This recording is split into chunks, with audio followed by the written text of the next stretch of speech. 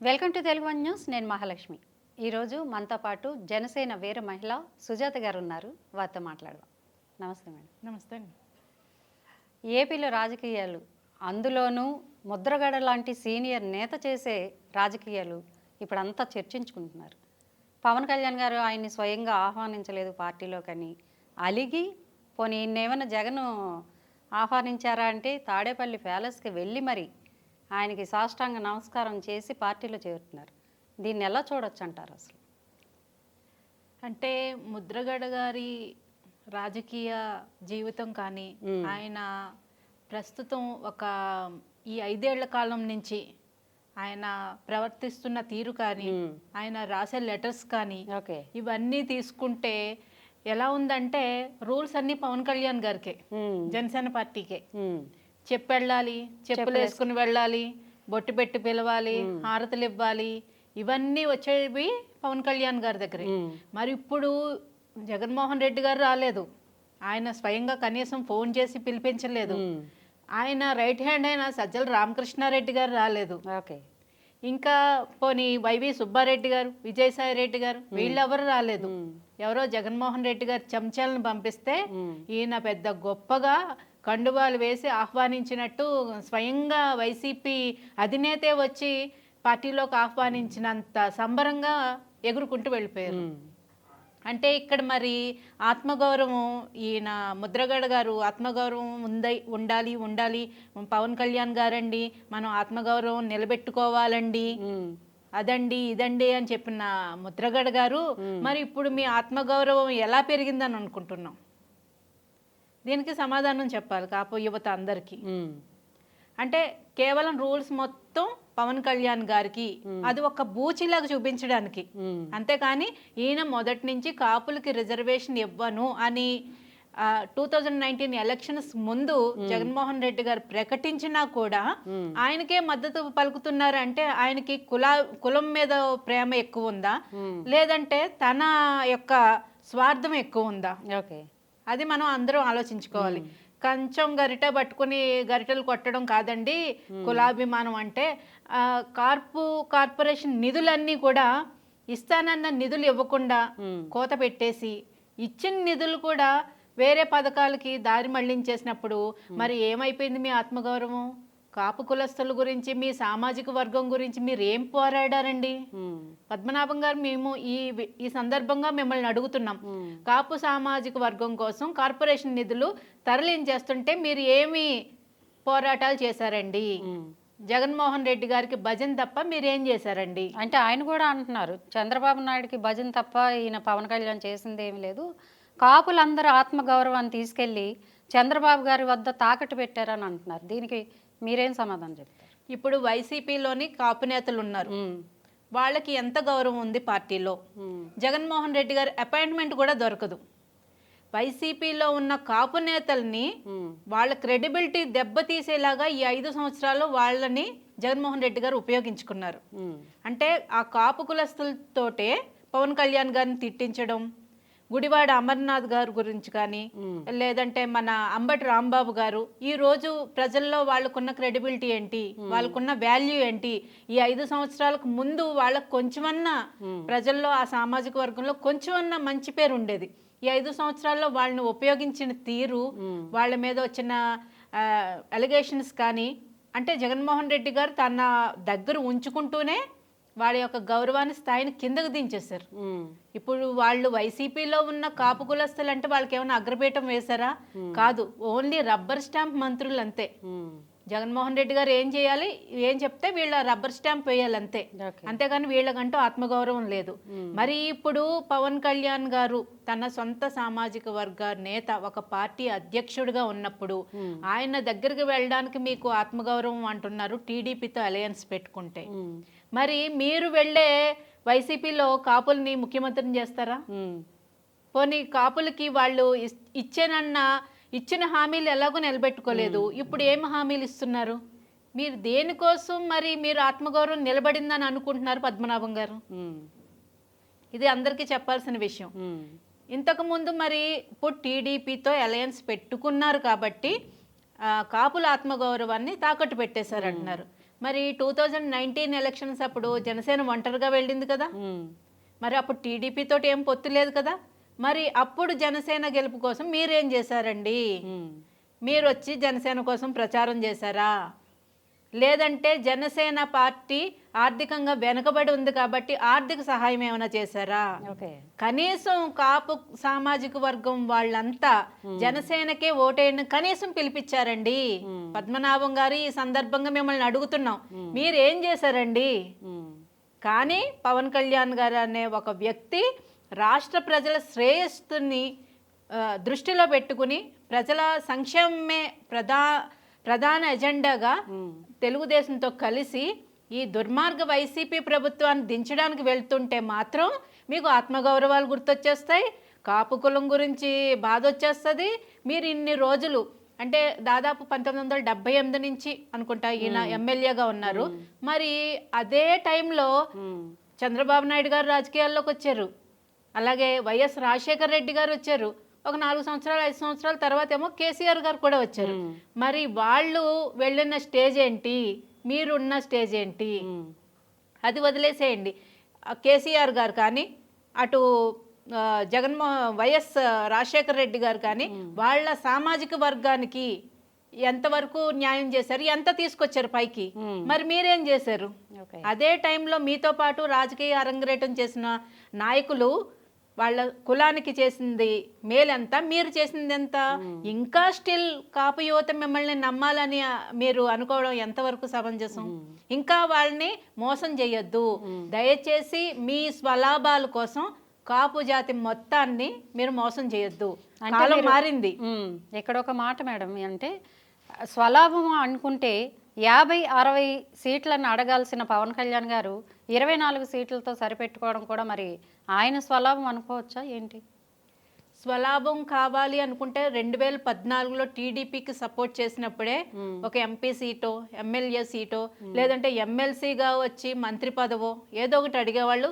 లేదంటే తన వెనుకున్న కేడర్కి ఒక 10 పోస్టులు కానీ, ఒక ఎమ్మెల్సీ కానీ, ఒక మంత్రి పదవి కానీ, రాజ్యసభ కానీ ఏవో ఒకటి తీసుకునేవాళ్ళు. కానీ ఆ రోజు రాష్ట్రం విడిపోయింది, రాష్ట్రం చాలా బాధల్లో ఉంది, ఇటువంటి పరిస్థితుల్లో ఒక అనుభవం ఉన్న నాయకుడు, అలాగే రాజకీయంగా కొంచెం చతురతతోటి రాష్ట్రాన్ని ముందుకు నడిపించే నాయకుడు ఆ ఉన్న ఇద్దరిలో చంద్రబాబు నాయుడు గారు ఆయనకి ఆప్షన్గా కనిపించింది. జగన్మోహన్ రెడ్డి గారు దుర్మార్గాలు, పవన్ కళ్యాణ్ గారు జగన్మోహన్ రెడ్డి రాజకీయాల్లోకి రాకముందు నుంచి జగన్మోహన్ రెడ్డి యొక్క అలవాట్లు, ఆయన యొక్క నేచరు అంతా పవన్ కళ్యాణ్ గారికి తెలుసు. ఆయన జూబ్లీహిల్స్ క్లబ్ దగ్గర చేసిన అరాచకాలు, ఆయన అలవాట్లు అన్నీ తెలిసే ఈ వ్యక్తి రాష్ట్రానికి మంచిది కాదు, ఈ వ్యక్తి చేతిలో రాష్ట్రం పడితే మంచిది కాదు అని ఆలోచించే చంద్రబాబు నాయుడు గారికి సపోర్ట్ చేశారు. తన స్వలాభం ఆ రోజు ఏమీ చూసుకోలేదు. ఇప్పుడు కూడా జనసేన కేడర్ అంటారు 70 సీట్లు తీసుకోండి, 80 సీట్లు తీసుకోండి. ఈ రెండు పార్టీలు పొత్తులో వెళ్తున్నప్పుడు చెరి సమానంగా సీట్లు తీసుకోవాలని ప్రతి వైపు కేడర్ అనుకుంటారు. కానీ ఇక్కడ ఏంటంటే మెయిన్ ఎజెండా వైసీపీని గద్దెదించాలి, మెయిన్ ఎజెండా అది. కాబట్టి తీసుకున్న ప్రతి సీటు కూడా ప్రతి సీటు గెలిచేటట్టు ఉండాలి. అక్కడ టీడీపీ తీసుకుంటుందా, జనసేన తీసుకుంటుందా కాదు, అక్కడున్న సామాజిక వర్గ సమీకరణాలు.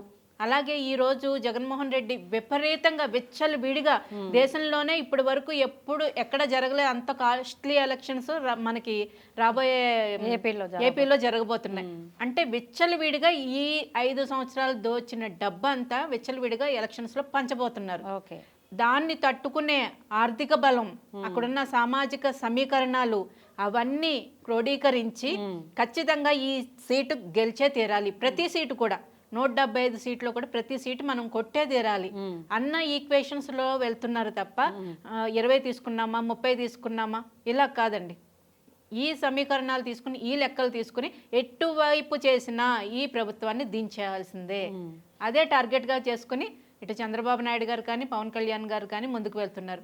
మనం చూసామండి లోకల్ బాడీ ఎలక్షన్స్ లో 40 years ఎక్స్పీరియన్స్ ఉన్న చంద్రబాబు నాయుడు గారు ఇన్ని సంవత్సరాల నుంచి, ఇన్ని దశాబ్దాల నుంచి ఉన్న తెలుగుదేశం పార్టీ కేడరు కనీసం నామినేషన్లు వేసే పరిస్థితి లేదు.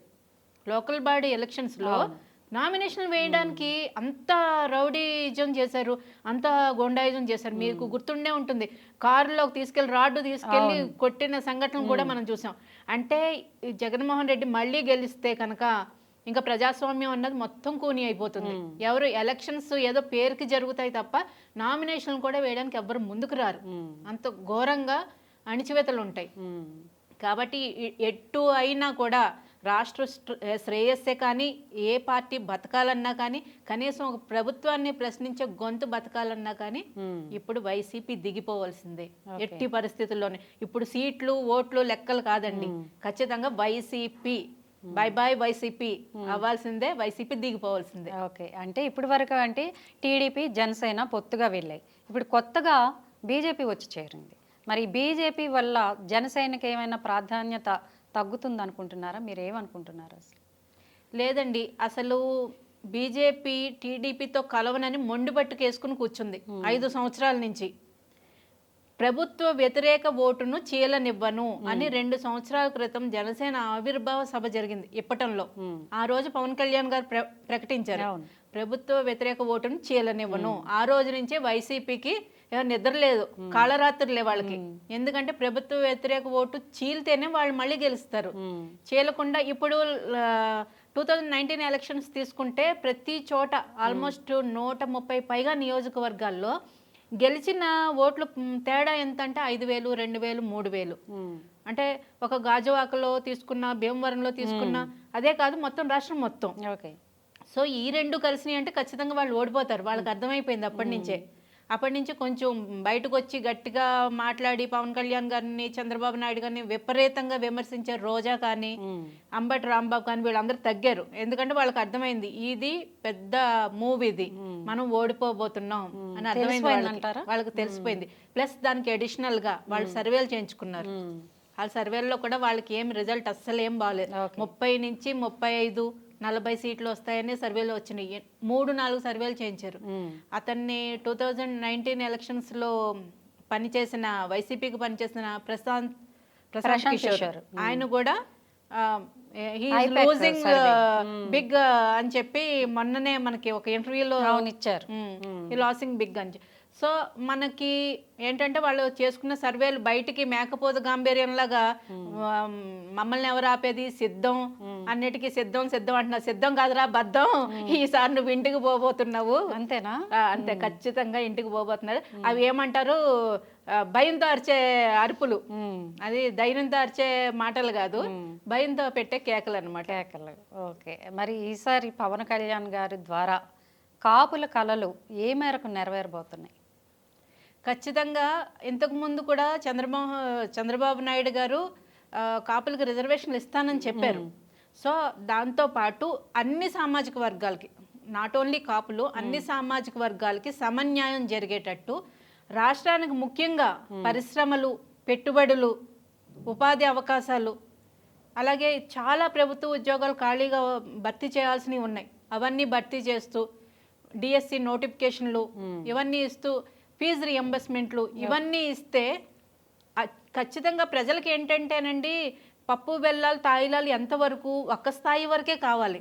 మరీ వాళ్ళని దద్దమ్మలను చేసేసి వాళ్ళు ఏమంటారు, దాని బద్దకస్తుల్ని చేసేసి మీరు కూర్చోండి నేను పెడతాను, మీరు కూర్చోండి పెడతాను. ఎందుకు అలాగా ప్రతి నెల ప్రభుత్వం దారి చేయి చాపేదేంటి? వాళ్ళు సొంతంగా సంపాదించుకునే వాళ్ళకి అవకాశాలు, వాళ్ళకి పెట్టుబడులు ఇచ్చారనుకోండి, ఉపాధి అవకాశాలు చూపిస్తే ప్రభుత్వం దగ్గర చేయి చాసేదేంటి? వాళ్ళే సొంతంగా సంపాదిస్తారు, ఇంకా గవర్నమెంట్ కి ఉల్టా ట్యాక్స్ కడతారు. అట్లా ప్రజల్ని సోమరిపోతులను చేయొద్దు. ప్రజలకు ఒక అవకాశాలు కల్పించాలి, వాళ్ళు బతకడానికి ఒక సోర్సెస్ చూపించాలి. ఖచ్చితంగా పవన్ కళ్యాణ్ గారు వచ్చిన తర్వాత కాపులకే కాదు అన్ని సామాజిక వర్గాలకు కూడా ఈ రాబోయే ప్రభుత్వంలో మంచి జరుగుతుందని అనుకుంటున్నాం. మీరు ఈ మధ్య ఏపీకి వెళ్ళినట్టు తెలిసింది. ఏపీలో అసలు జగన్ పరిపాలన గురించి జనం ఏమనుకుంటున్నారు? ఒక్కటే మాట మేడం, అప్పులు తెచ్చి పరిపాలన ఉప్పల బాలు కూడా చేస్తాడు.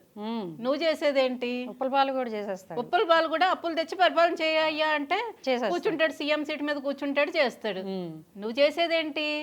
175 మంది, మీ 151 మంది ఉన్నారు కదా, వాళ్ళందరూ చేసిందేంటి? పెట్టుబడులేవి, పరిశ్రమలేవి, ఉపాధి అవకాశాలేవి? ఏమీ లేని దానికి మమ్మల్ని సోమరిపోతులను చేయక్కర్లేదు. ప్రతి నెల నీ దగ్గర చేయి చాచే అవసరం మాకు లేదు, నువ్వు దిగిపో, నీకే 3,500 కాదు కదా, 5,000 పెన్షన్ మేమే ఇస్తాం ప్రతి నెల, మీ గవర్నమెంట్ బాబు నీకో నమస్కారం జగన్మోహన్ రెడ్డి అంటున్నారు జనం. వాళ్ళు ప్రజలు అంటున్నారు నువ్వు ఇచ్చే పథకాలకి నీకు ఒక దన్నం. ఒక సామాన్య ఒక ఆటో కార్మికుడినే తీసుకున్నాం అనుకోండి, సంవత్సరానికి 10,000 ఇస్తున్నాడు, కానీ నెలకి ఒక 18,000 వాళ్ళకి. అంటే ఒక నార్మల్ ఒక ఆటో పర్సన్ రోజుకి 5 రూపాయలు, 5 లీటర్లు డీజిల్ వాడాడు అనుకోండి, ఈ రాష్ట్రం కంటే పక్క రాష్ట్రంలో 10 రూపాయలు ఎక్కువ ఉంది పెట్రోల్ డీజిల్ రేట్లు. మరి రోజుకి 5 లీటర్లు చొప్పున 50 రూపాయలు, నెల మొత్తానికి ఎంత అవుతుంది? సంవత్సరానికి ఎంత అవుతుంది? చూస్తే 18,000 అవుతుంది. నువ్వు ఇచ్చేది ఎంత? 10,000. 10,000 ఇస్తున్నాడు, 18,000 లాగేస్తున్నాడు, అంటే 8,000 నీ దగ్గర నుంచే తీసేసుకుంటున్నాడు. ప్రతి పథకంలో అంతే. అమ్మఒడి అని ఈ చేత్తో ఇస్తున్నాడు, నాన్న బుడ్డి అని పక్క చేత్తోటి లాగేస్తున్నాడు. మద్యం రేట్లు డబల్ పెంచేశాడు. పోనీ అదన్నా నాణ్యమైన సరుకు అంటే భూమ్ అంటాడు, స్పెషల్ స్టేటస్ అంటాడు, ఆంధ్ర గోల్డ్ అంటాడు, యూత్ స్టారు, ఇవన్నీ ఎక్కడన్నా విన్నారా? అది కూడా జగన్మోహన్ రెడ్డి గారి కల్తీ బ్రాండ్లు, డబల్ రేట్లు. ఇటు ఇస్తున్నాడు, ఇట్లా ఆగేసుకుంటున్నాడు. జనాలందరూ ఆ విషయంలో చాలా క్లియర్ గా ఉన్నారు, ఏం పిచ్చోళ్ళేం కాదు, అన్ని లెక్కలు వేసుకుంటున్నారు. ఇటు ఇంతకు ముందు 2019 ముందు ఉన్న రేట్లు ఏంటి, కందిపప్పు కానీ, నూనె కానీ, పెట్రోల్ కానీ, డీజిల్ కానీ, ఒక గ్యాస్ కానీ, ఇవన్నీ అప్పుడు రేట్లు ఏంటి, ఇప్పుడు రేట్లు ఏంటి, అవన్నీ బేరీజ్ వేసుకుంటున్నారు వాళ్ళు కూడా. జగన్మోహన్ రెడ్డి గారు అనుకుంటున్నారు నేను ఇచ్చేస్తాను గెలిచేస్తాను, ఏం లేదు. ప్రతి ఒక్కళ్ళు లెక్కలు వేసుకుంటున్నారు. ఇప్పుడు ఎంత ఇస్తున్నావు, ఇంత లాగేస్తున్నావు మా దగ్గర, పిల్లలకు ఉద్యోగాలు లేవు. అంటే ప్రజలు గమనిస్తున్నారు అంటున్నారు. ఖచ్చితంగా అండి, చెప్తున్నాను కదా, ఉప్పల బాలకి ఇచ్చినా చేస్తాడు అప్పులు తెచ్చి. నువ్వెందుకు ఇంకా దిగిపో బాబు, నీకు దండం, బాయ్ జగన్ అంటున్నారు. Okay madam, thank you very much. Thank you.